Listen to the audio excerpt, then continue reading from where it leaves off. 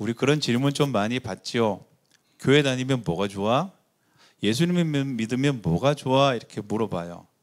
여러분 뭐라고 대답할까요? 사실 크게 할 말이 별로 없어요. 그 사람들이 어느덧 믿음을 가지고 열심히 교회 생활을 하고 믿음 생활하는 사람에게 궁금해합니다. 뭐가 그렇게 좋아? 이렇게 얘기할 때요, 우리도 어떤 대답을 할까라는 거예요. 죽으면 천국 가는 거, 기도하면 응답이 되는 거, 여러 가지 생각을 해봐요. 한 번씩 우리도 생각해 봅니다. 내가 뭐가 좋아서 이렇게 교회를 다닐까? 예수님 믿는 게 내 삶에 뭐가 그렇게 좋을까? 이렇게 한 번씩 생각을 해봐요. 근데 뚜렷하게 우리 가운데 예수님을 믿고 산다는 것, 교회를 다닌다는 것이 진짜 우리 삶 가운데 뭐가 좋은지를 우리가 구체적으로 혹은 우리가 정확하게 잘 이야기는 잘 못합니다. 그렇죠? 결혼한 사람들에게 이렇게 묻는 거와 똑같아요. 결혼하면 뭐가 좋아? 이렇게 물어봐요. 사실 결혼을 하면 좋은 점도 있지만 또 우리 개인적으로 안 좋은 점도 분명히 있을 거예요. 서로를 더 배려하고 진짜 헌신을 해야지만이 결혼 생활을 할 수 있죠. 때로는 하기 싫은 일도, 한 번도 해보지 않은 일도 해야 될 때가 분명히 있어요. 나만의 시간이 아니라 우리의 시간이 사실 대부분이 되는 거죠. 그런 삶을 또 살아야 돼요. 이기적인 행동들과 마음은 어떻게 해요? 상대에게 반드시 상처를 주고 갈등을 일으켜요. 서로를 힘들게 하죠.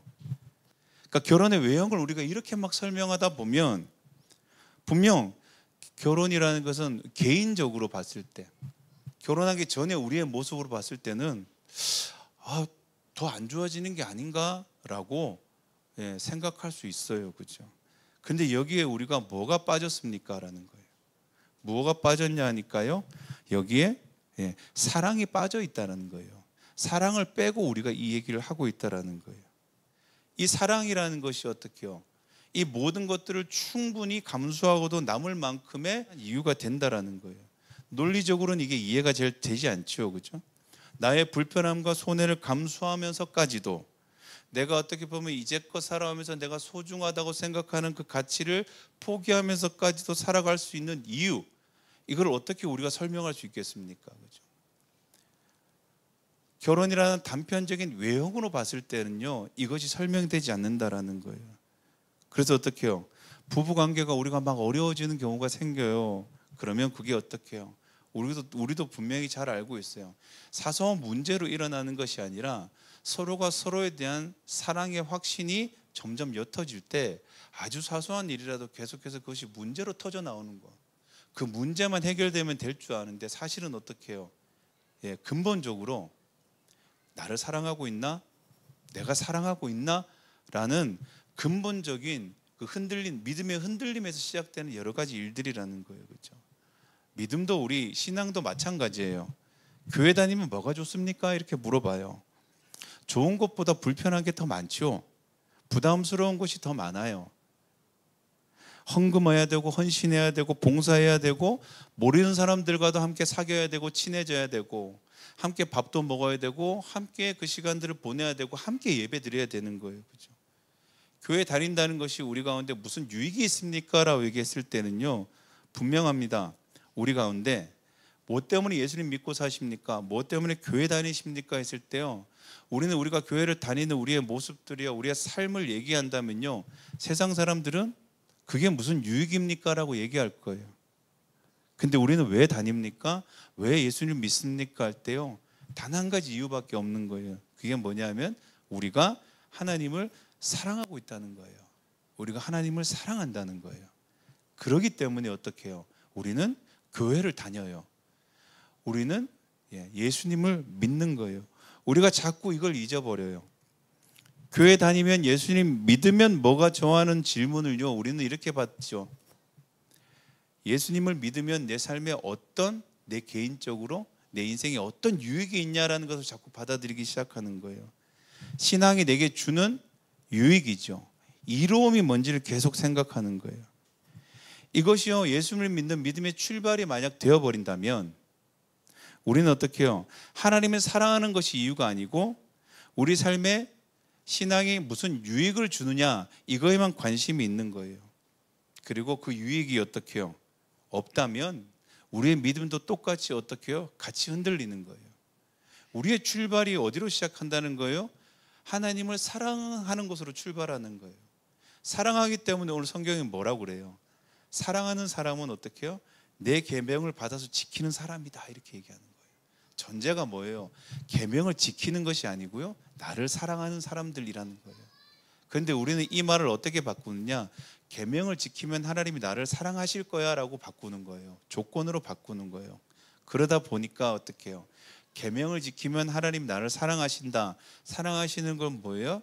내가 이 땅 가운데 내가 원하는 것을 주님께서 다 채워주신다, 이것을 우리가 생각하는 거예요. 그런데 오늘 성경은 이렇게 말하고 있는 거예요. 나를 사랑하는 사람들은 내 계명을 지키고 살아간다는 거예요. 이것이 우선된다고 얘기하고 있는 거예요. 이것이 빠져버리면 어떻게 해요? 우리는 어떻게 해요? 계속해서 이 믿음과 신앙이라는 것이 우리 삶 가운데 무슨 이익을 주지? 무슨 유익을 주지? 계속해서 거기에만 갇혀 있는 거예요. 우리의 유익은 뭡니까? 우리가 하나님을 사랑할 수 있는 거예요. 그리고 하나님이 우리를 사랑하시는 것을 계속해서 우리의 삶 가운데 확인하고 있다는 거예요. 그렇죠? 부부가 부부로 계속 살아갈 수 있는 것은 다른 게 아니에요. 그죠? 서로가 서로에 대한 사랑이 더욱더 확인되고 더욱더 서로가 서로 사랑한다는 것을 확신할 수 있을 때는 어떻게 해요? 어떠한 어려움에도 어떠한 문제에도 서로 믿고 그 시간을 지나갈 수 있어요. 그렇죠? 오늘 우리 가운데 주님께서 하시는 말씀이에요. 나를 사랑하느냐?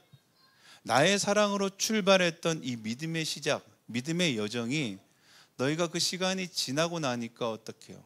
이제는 나에 대한 사랑이라는 것은 놓쳐버린 채 어떻게 하고 있습니까? 우리가 과연 우리가 믿으면 무슨 이익이 있을까? 믿으면 뭐가 좋을까에 우리가 계속해서 관심이 틀어져 버렸다고 얘기하고 있는 거예요. 그리고 세상에 대한 질문과 세상에 대한 이야기에서도 뭐를 계속 얘기합니까? 믿으면 이게 좋아, 믿으면 이게 좋아. 좋다는 것들을 한번 살펴보면 다 어떤 거예요? 우리가 이 땅을 살아가면서 우리 가운데 가장 이로운 거, 가장 유리한 것들만 계속해서 얘기하고 있는 거예요. 분명히 무언가가 잘못된 거죠. 오늘 주님 말하고 있어요. 사랑이 오늘 우리의 믿음, 우리가 예수를 믿고 한 주간 살아갈 수 있는 유일한 이유라고 얘기하고 있는 거예요. 그런데 하나님을 사랑한다라고 했을 때는 우리가 너무 모호해요. 어떻게 하면 하나님을 사랑하는 것입니까? 성경이 뭐라고 얘기합니까? 나의 계명을 지키는 자라고 얘기하는 거예요. 이 계명을 지키는 것이 내가 오늘 하나님을 사랑하는 방법이라고 얘기하는 거예요. 그리고 어떻게 해요? 하나님의 사랑을 확인하고 하나님의 사랑을 경험하는 방법이라고 얘기하는 거예요. 하나님을 붙드는 방법이라고 성경이 말하고 있는 거예요. 요한복음 14장 24절 오늘 본문의 그 마지막 절에 보면 이렇게 해요.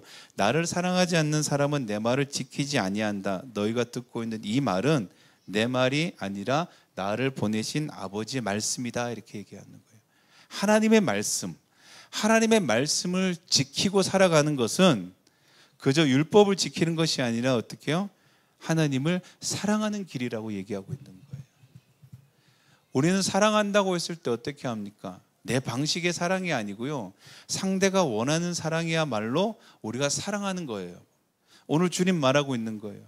나를 사랑하는 자는 나의 말, 내가 이야기하는 것을 지키는 사람이다 라고 얘기해요. 그것이 하나님을 사랑하는 유일하고도 확신한 방법이라고 성경이 말하고 있는 거예요. 이것을 놓쳐버린 채 우리가 계명을 지키고 우리가 신앙의 여러 가지의 바른 길을 지켜가는 것은 그것은 사랑이 아니라고 얘기하는 거예요. 그것은 어떻게 해요? 그것을 통해서 우리가 계속해서 질문하는 문제죠. 무슨 유익이 있습니까? 나한테 무슨 유익이 있습니까? 내가 이 계명을 지키면 나한테 무슨 이로움이 있습니까? 그리고 우리가 사람들에도 얘기하죠. 여러분, 믿음을 지키면서 이렇게 살면 이런 유익이 있습니다라고 얘기하는 공허한 이야기가 우리 가운데 울려 퍼질 뿐이라는 거예요. 그렇죠? 우리가 하나님의 말씀을 지킨다고 선한 사람이 되지 않습니다. 하나님의 말씀을 지킨다고 우리가 높은 인격의 사람이 되지 않습니다. 하나님의 말씀을 지키면 어떻게 됩니까? 네, 하나님의 사랑받는 자가 됩니다. 그리고 하나님을 누구보다도 더욱더 뜨겁게 사랑하는 사람이 됩니다. 사랑하는 성도 여러분, 우리가 한 주간 살아갑니다. 그냥 죽어있는 말씀의 조문을 우리가 지키고 삽시다. 우리가 신앙의 어떤 행동과 강령을 지키고 삽시다. 이게 아니에요. 우리가 한 주간 주님을 더 사랑합시다. 근데 어떻게 해요? 하나님을 사랑하는 자는 어떻게 해요? 하나님의 말씀을 우리의 삶 가운데 지키고 살아갑니다예요. 지키고 살아가기 때문에 하나님 나를 사랑하는 게 아니고요, 내가 사랑하기 때문에 오늘도 하나님의 말씀을 지키고 살아갑니다. 우리가 한 주간 살아갈 때요, 그 말씀이 우리의 생명이 되고 그렇게 더욱더 뜨겁게 내 구주 예수를 매일매일 더 사랑하는, 그것이 우리 가운데 능력과 힘이 되는 우리들이 되기를 간절히 축원합니다. 기도하겠습니다.